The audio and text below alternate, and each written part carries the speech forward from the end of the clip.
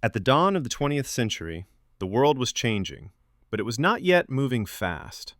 Cities were growing, factories were rising, machines were slowly taking over human labor. But everyday life remained limited. For most people, the size of their world was small. How far you could travel in a single day defined your life. Horses decided your limits. Roads were rough, unpaved, muddy. Long journeys were exhausting and rare. Travel was not freedom, it was effort. Automobiles already existed, but they were strange machines. They broke down often. They were loud. They scared horses. They required constant attention. And above all, they were expensive. Very expensive. Early cars were handcrafted curiosities, owned by wealthy industrialists, adventurous aristocrats, people who treated automobiles as toys, not tools. For ordinary families, owning a car was not realistic. It was fantasy. No one believed factory workers would ever drive cars. No one imagined farmers owning automobiles. The idea felt impossible, even ridiculous. But history does not change when technology improves. It changes when ideas shift. And one man had an idea powerful enough to reshape the entire world. His name was Henry Ford. Henry Ford was not born into wealth. He was born in 1863 on a small farm in Michigan. From an early age, he showed little interest in farming. What fascinated him were machines, clocks, engines, tools, anything mechanical. He took things apart, not to destroy them, but to understand them. While others saw machines as complicated and intimidating, Ford saw problems waiting to be simplified. As a young man, he worked as a mechanic and engineer. He failed many times. His early companies collapsed. His first cars were unreliable. Investors doubted him. Competitors laughed at him. But Ford was stubborn in a very specific way. He was not chasing luxury. He was chasing access. He believed automobiles should belong to everyone, not just the rich, not someday, but now. He did not want to build the best car. He wanted to build the right car.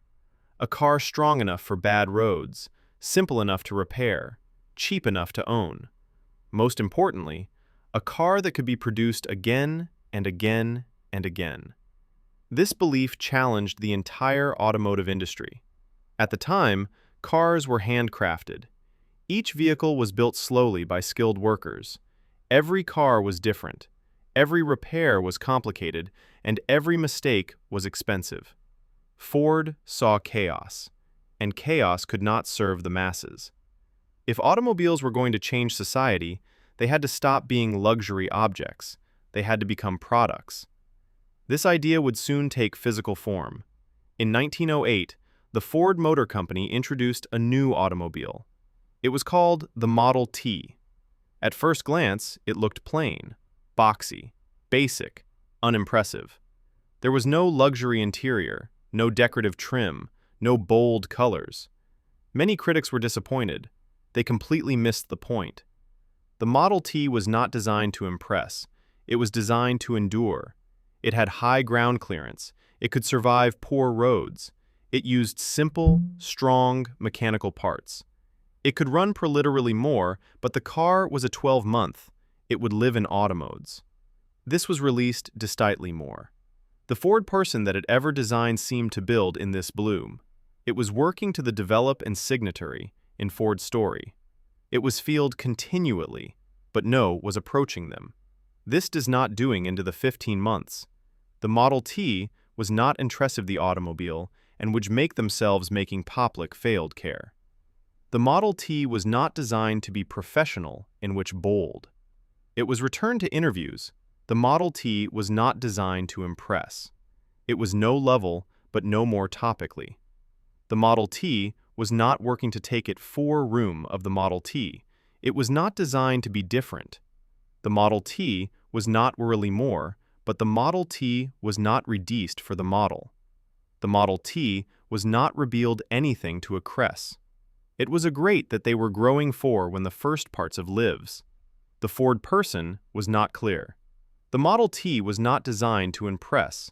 It was missed them down to the Model T was not rebeast. The Model T was not reduced for the model. The Model T was not rebeast from them to impress. The Model T was not rebeast for the model. It really different, which very inferment it's a big product. The Model T was not rebeast for the model. The Model T was not rebeast for the model, but the Model T was not rebeast for the model. The Model T was not rebeast for the model. The Model T was not rebeast for the model. The Model T was not rebeast for the model. The Model T was not rebeast for the model, was not rebeast for the model. The Model T was not rebeast for the model. The Model T was not rebeast for the model. The Model T was not rebeast for the model. The Model T was not rebeast for the model. The Model T was not rebeast for the model.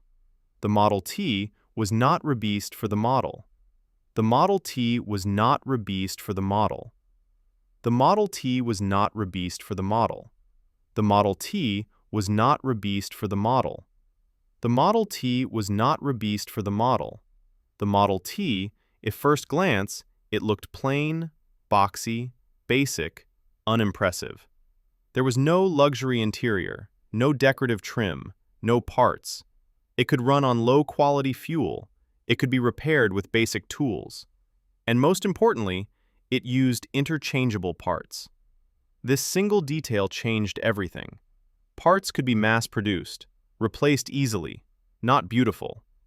The Model T was not beautiful. It was cost around $850, still expensive, but cheaper than most competitors. And Henry Ford was not finished. He was just beginning. He believed affordability was not about materials. It was about process. So he changed the process. In 1913, he introduced the moving assembly line. Instead of workers moving around the car moved to the workers. Each worker performed one task, again and again. No customization, no delay. The results shocked the world. A car that once took more than 12 hours to build could now be assembled in about 90 minutes. Production exploded, costs collapsed, and the price of the Model T began to fall. Year after year, it became cheaper. By the early 1920s, it cost less than $300. Suddenly, the automobile was no longer a dream. It was reachable. Factory workers could buy cars. Farmers could buy cars. Small business owners could buy cars. Freedom was no longer reserved for the wealthy. It was mass-produced. The Model T did not just move people. It changed how people lived. Families moved farther from cities. Travel became normal. Weekends gained meaning. Rural areas connected to markets. Gas stations appeared. Roads were paved. Entire industries were born. But the greatest change was invisible. For the first time in history, ordinary people controlled distance. They chose where to go, when to go, how far to go. Freedom had an engine, and the world would never stop moving again. But with mass production came consequences nobody fully predicted. As cars became common, the world began to reorganize itself around them. Roads were no longer an afterthought. They became priorities. Governments invested in infrastructure. Cities expanded outward rather than upward. Suburbs were born. Time itself felt different. Distances that once felt overwhelming became casual. A trip that required planning for days could now happen in hours. Life accelerated. The Model T became more than transportation. It became a lifestyle shift. People began measuring opportunity by mobility. Job choices expanded. Social circles widened. Communities blended. The automobile reshaped how people imagined their futures.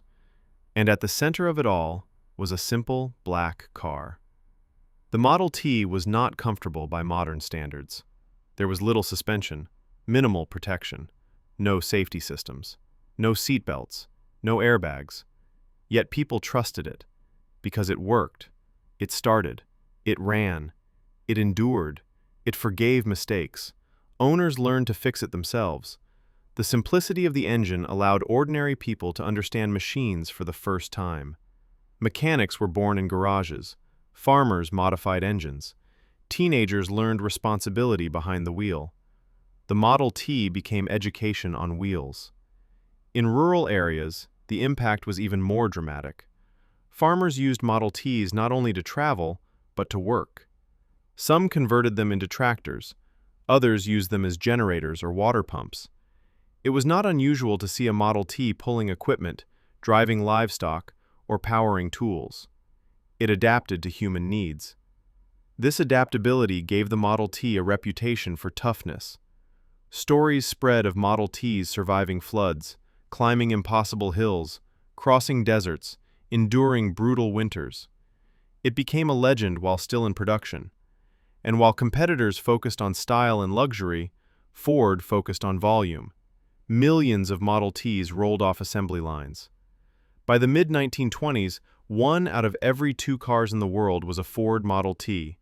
Nothing like it had ever existed, and nothing would ever exist like it again. But success has a price.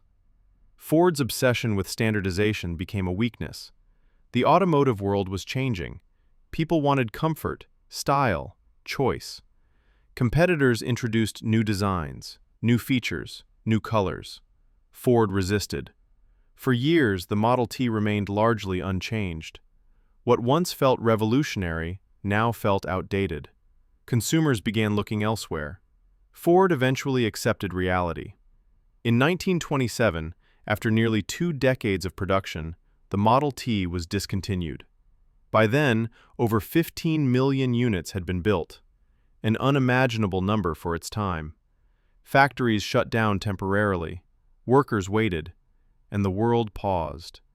The era of the Model T had ended, but its legacy was only beginning. The assembly line spread to every industry: electronics, appliances, food production, medicine. Mass production reshaped global economics. Cities redesigned themselves, roads stretched endlessly, highways connected nations. The automobile became central to identity, freedom, youth, power. And it all traced back to one idea: accessibility. Henry Ford did not build the fastest car. He did not build the most beautiful car. He built the most important car. The Model T proved that technology could serve everyone. It proved that progress does not need luxury to matter. It proved that changing how things are made can change how people live. Today, the Model T is remembered in museums, collections, photographs. But its real legacy lives outside glass cases. It lives in traffic. It lives in cities. It lives in roads that stretch beyond the horizon. It lives every time someone turns a key and goes somewhere new. Because before the Model T, freedom was limited.